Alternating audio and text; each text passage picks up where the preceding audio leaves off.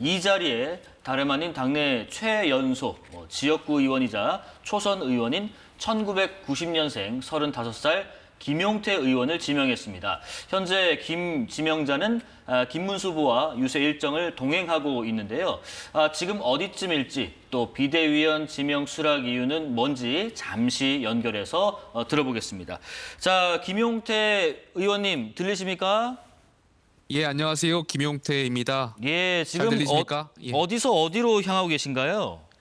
예, 지금 후보와 함께 저희가 대전 국립현충원에 갔다가 지금 서울로 저는 복귀하고 있습니다. 네네. 그 현지 일정에서 김문수 후보와 현충원 참배한 이후에 별도로 또 일정을 가졌던데 보니까 당대표 격이 찾은 건 제가 낯섭니다. 최상병 묘역도 찾으셨어요. 예, 그렇습니다. 최상병이 사고를 당한 지 2년 정도 다 돼가는 것 같습니다. 정말 죄송하고요.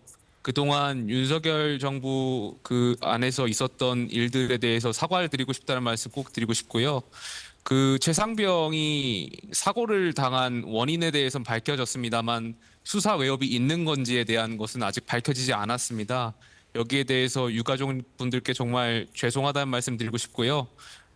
저희가 공수처가 지금 이 사건을 제대로 수사할 수 있는지부터 답을 해야 될 것 같습니다. 공수처가 여기에 대해서 수사를 할 수 없다면 다른 방안을 저희가 찾을 수 있도록 노력하겠습니다. 다시 한번 죄송합니다. 예, 비상대책위원장으로 지명된 이후에 개별 언론과는 지금 저희랑 첫 인터뷰를 하고 계신데 최상병 관련된 입장도 주셨습니다. 자, 그러면 무슨 과정을 거쳐야지 제가 지금 지명자라고 하는 호칭이 빠지는 건가요?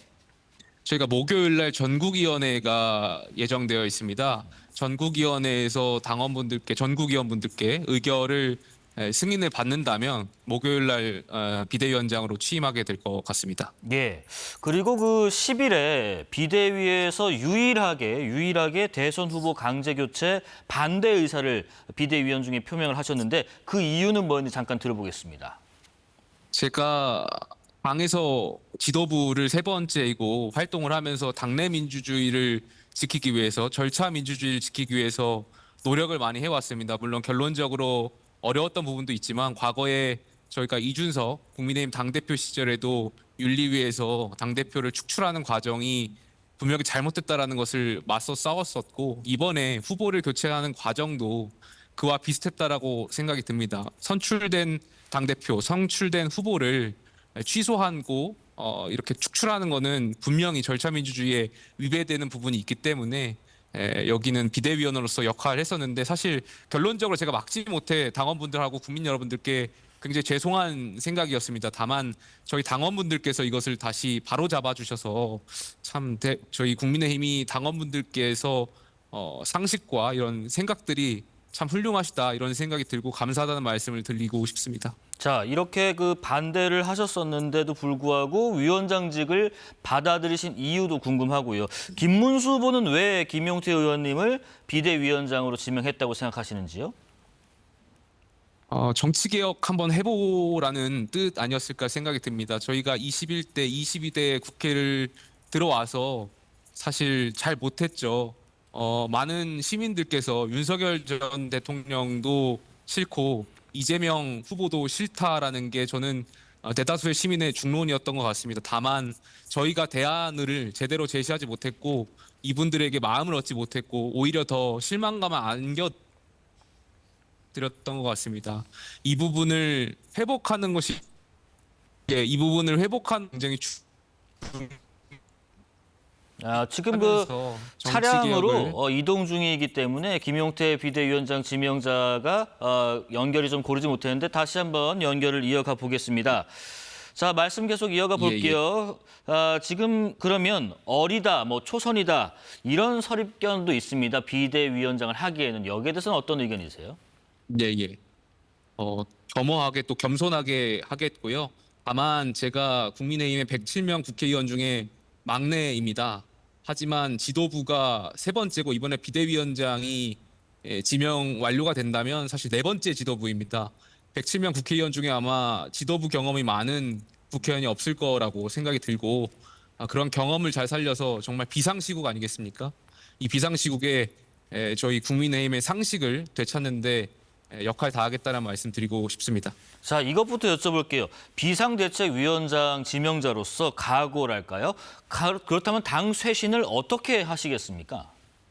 오늘 제가 선대위 모두 발언에서도 말씀드렸는데 연말부터 이어진 저희 정치 상황에 대한 언급을 드렸습니다. 전 대통령의 계엄은 분명히 잘못된 판단이었고 또 그 과정에서 저희 국민의힘이 대처했던 행동들도 잘못했고 사과에 대한 부분들 분명히 말씀드렸습니다. 앞으로 이 부분에 있어서는 쇄신하고 제가 반성하고 진정성 있게 바뀌어가는 모습을 드리겠다는 말씀 드리고 싶고요. 다만 제가 그 서로 간의 이해가 필요하다는 부분도 말씀을 드렸습니다. 탄핵을 찬성하는 분도 또 탄핵을 반대했던 분들도 저마다의 애국심과 또 진정성으로 판단을 하셨을 거라고 생각이 듭니다. 서로가 갈라치기 하고 비난할 것이 아니고 서로의 입장을 이해하는 것 굉장히 중요하다고 생각하고 있고 그러한 통합 또 이해를 이끄는 게 정당의 역할이고 저희 국민의힘이 해야 될 역할이라고 생각합니다. 예, 한 두 가지만 질문 더 드릴게요. 지금 사령탑을 맡게 되실 텐데 계엄과 탄핵에 대한 입장도 궁금하고 동시에 윤 전 대통령의 당적이 정리돼야 한다고 보시는지도 궁금합니다.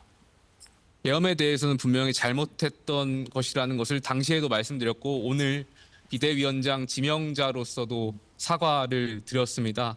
다만 이제 대통령에 대한 부분은 제가 이제 비대위원장 의결 절차가 끝나고 적당한 시점에 당내 구성원들하고 합의해서 입장을 말씀드릴 수 있도록 하겠습니다. 혹시 그 관련해서 김문수 후보께서 윤 전 대통령 당적에 관련해서 의견을 주신 게 혹시 있으신가요? 당적까지는 아니고 저희가 그 계엄과 탄핵에 대해서 오늘 기자분들께서 비대위원장 지명자가 했던 발언에 대해서 후보의 입장을 물어보셨고 후보께서도 오늘 대전에서 기자분들과 질의응답하는 과정 중에 본인의 입장을 정리해서 발표하시겠다라고 말씀을 드렸습니다. 아마 조만간 후보께서도 이 부분에 대한 입장을 말씀 주실 거라고 생각이 듭니다. 예, 마지막으로요. 김문수 대선 후보 유세 어떤 점에 중점을 두고 하실지 그리고 이준석 개혁신당 후보는 빅텐트에 별 관심이 없다고 했는데 이준석 후보와의 교감까지도 열려 있는지 궁금합니다.